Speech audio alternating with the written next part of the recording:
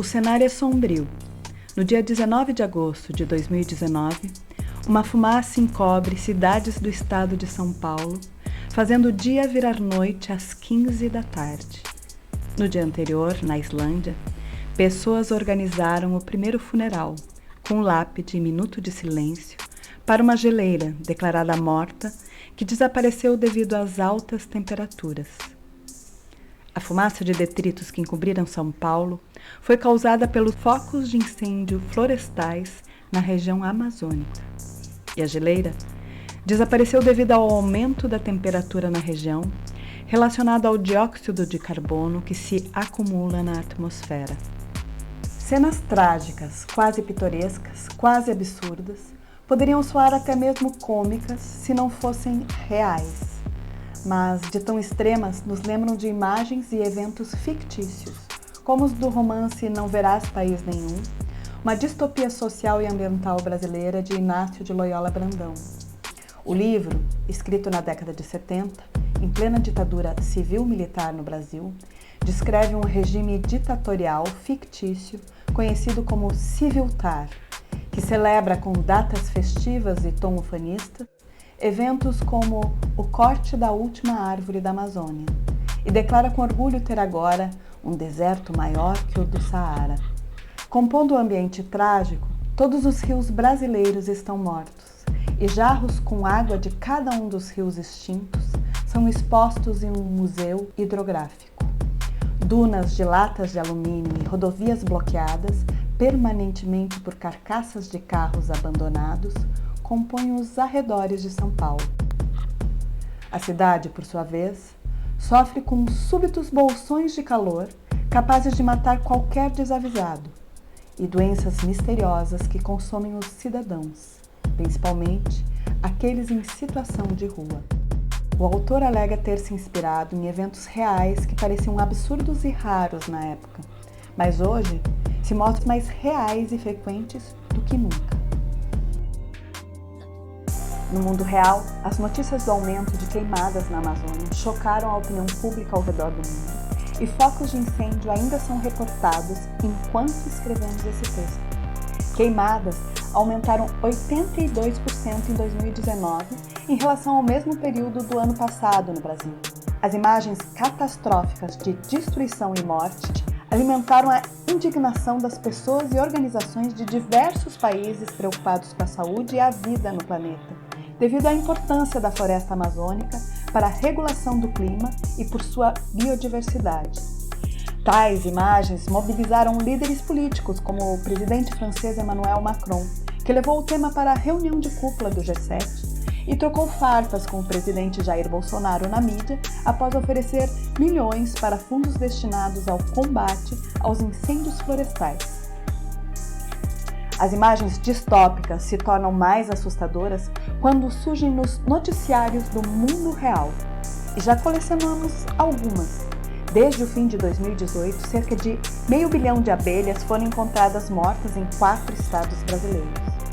A morte desses insetos, fundamentais para o plantio de 75% dos vegetais que comemos, está fortemente ligada ao uso de agrotóxicos proibidos na Europa, mas liberados no Brasil.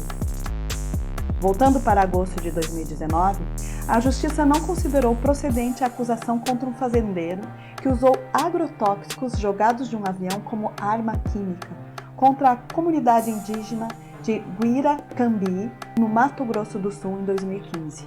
Também em agosto de 2019, grupos de agricultores, grileiros, sindicalistas e comerciantes usaram um grupo de WhatsApp para coordenar incêndios ao longo de estradas no município de Altamira, no Pará, epicentro dos incêndios que consomem a floresta amazônica. O grupo anônimo declarou o Dia do Fogo em apoio às palavras do presidente e para demonstrar que querem trabalhar. Mesmo com as notícias da onda de incêndio recentes ligando as políticas do presidente Jair Bolsonaro às agressões contra florestas e povos indígenas e camponeses, é preciso ter claro que vemos a intensificação de um processo tão velho quanto a colonização das Américas. Para ficar nos exemplos mais recentes, Tivemos projetos de expansão e aceleração do crescimento na época da gestão do PT, como a construção da usina Belo Monte, que desalojou e impactou comunidades indígenas e milhares de outras pessoas que vivem no campo. E também a aprovação do Código Florestal em 2012, que permitiu que fazendeiros avançassem sobre territórios indígenas e reservas naturais com impunidade, além de suspender a demarcação de novas terras, mostrando que governos de esquerda ou de direita enxergam a natureza e a vida humana como recursos para produzir commodities. A ameaça oferecida por um governo de extrema-direita como o de Bolsonaro, declaradamente inimigo do povo, das mulheres, dos povos indígenas, está para além da violência física, da repressão política e policial. Ele vai apenas intensificar as agressões que nunca deixaram de acontecer, ao mesmo tempo em que declara que não vai reconhecer mais nenhuma terra indígena. Um desastre de 500 anos. Por séculos, sobrevivemos dentro do maior desastre que ameaça toda forma de sustentabilidade da vida, dos biomas e das comunidades desse planeta. Essa ameaça não é uma obra divina ou das forças inevitáveis da natureza. Seu nome é capitalismo, o sistema econômico-político mais cruel, desigual e impactante para a vida que já existiu. Ele foi criado por seres humanos e pode ser eliminado pelos próprios seres humanos. No entanto, mesmo acabando com esse sistema econômico que explora pessoas, promove genocídios, polui, degrada e envenena a terra, a água e o ar, nós teremos que sobreviver às consequências de termos deixado a burguesia e os líderes de Estado chegarem tão longe. A destruição de ambientes inteiros, os venenos nos rios e em nossos corpos, as espécies que se foram, as geleiras que desapareceram e os rios que estão pavimentados, tudo isso permanecerá assim por muitos anos. Viveremos coletando o que precisamos de ruínas e das pilhas de sucatas deixadas para trás. Mas nem é necessário imaginar um apocalipse quando a pior das distopias já é parte da realidade. Nas cidades de Mariana e Brumadinho, em Minas Gerais, barragens geridas pelas mineradoras Samarco e Vale se romperam devido à falta de manutenção e descaso com a vida humana, com a vida selvagem e com o meio ambiente.